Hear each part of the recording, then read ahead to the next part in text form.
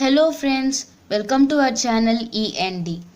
In our today's class, we'll be proving an example for if there's a group of order P and here P is prime. It is not even, it is only prime. Then G is cyclic.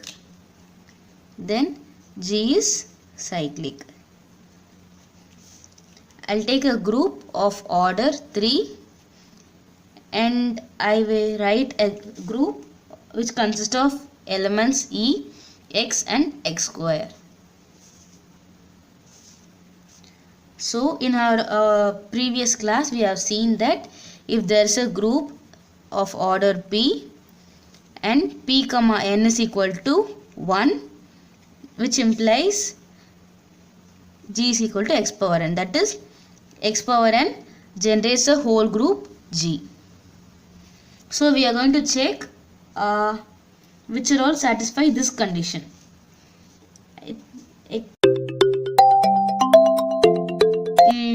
Have taken group of order 3, P is 3 here, and for X, I'll take for X first, X is 1, X power 1, so N is equal to 1.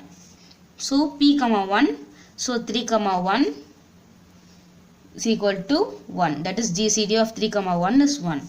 So we can write G is equal to X, X generates the whole group G. Similarly, if we take for this X square, order of G is equal to 3, P is equal to 3, and since X square N is equal to 2, then G is equal to X square. Yes, of course, because GCD of 3 comma 2 is equal to 1. So by this property I have written X square generates the whole group G. Since X and X square, the elements of G, all the elements of G, and E here is ith element, all the elements of G become a generator. X and X square, all the elements of G become the generator. G becomes cyclic. Since it is also 3 is a prime number and G becomes cyclic.